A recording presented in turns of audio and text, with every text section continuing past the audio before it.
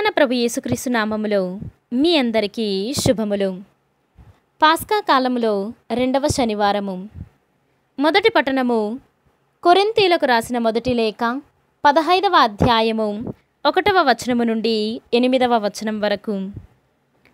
సోదరులారా, నేను బోధించినది మీరు గ్రహించినది మీ విశ్వాసమునకు మూలాధారమగు సువార్తను గూర్చి మీకు జ్ఞాపకము చేయ ఎంచుచున్నాను.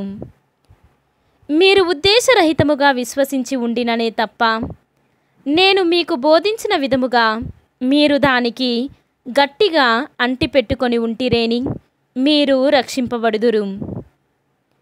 నేను పొందిన దానిని మీకు మొదట అందించి తిని, పరిశుద్ధ గ్రంథమున వ్రాయబడినట్లు క్రీస్తు మన పాపముల కొరకై మరణించెను. పరిశుద్ధ గ్రంథమున వ్రాయబడినట్లు ఆయన సమాధి చేయబడి 3వ దినమున సజీవుడుగా లేవనెత్తబడెను. ఆయన పేతురుకు తదుపరి 12 మంది అపోస్తులకు కనబడెను. పిమ్మట ఆయన ఒకే పర్యాయము తన అనుచరులలో 500 మందికి పైగా కనబడెను. వారిలో కొందరు మరణించినను పెక్కుమంది జీవించియే ఉన్నారు. ఆ పైన యాకోబునకు తదుపరి అపోస్తుల అందరికీ ఆయన కనబడెను. ఆ కాలమందు జన్మించినట్లున్న వాడనైనను చివరకు నాకు ఆయన దర్శనమిచ్చెను. ఇది ప్రభువాక్కు. సర్వేశ్వరునికి వందనములు. ఈనాటి సువిశేషము పునీత యోహాను గారు వ్రాసిన సువిశేషము 14వ అధ్యాయము 6వ వచనము నుండి 14వ వచనము వరకు. అందుకు యేసు, నేనే మార్గము సత్యము జీవము, నా మూలమున తప్ప ఎవడునూ తండ్రి యొద్దకు రాలేడు. మీరు నన్ను ఎరిగి ఉన్నచో నా తండ్రిని కూడా ఎరిగి ఉందురు. ఇక నుండి మీరు ఆయనను ఎరుగుదురు, మీరు ఆయనను చూచి ఉన్నారు అని పలికెను. అప్పుడు ఫిలిప్పు, ప్రభు, మాకు తండ్రిని చూపుము, మాకు అది చాలు అనెను.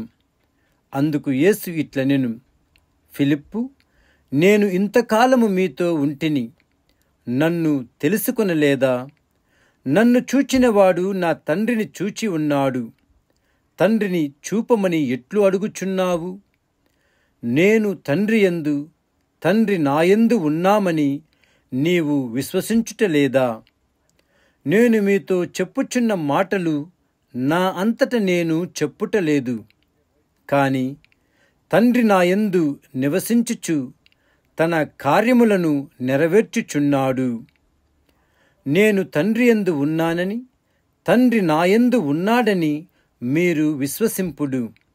లేనిచో ఈ క్రియలను బట్టినైనను నన్ను విశ్వసింపుడు.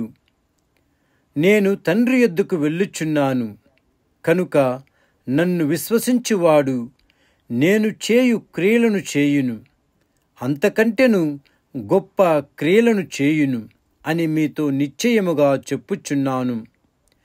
తండ్రి కుమారుని యందు మహిమపరపబడుటకు మీరు నా పేరిట ఏమి అడిగినను చేసెదను.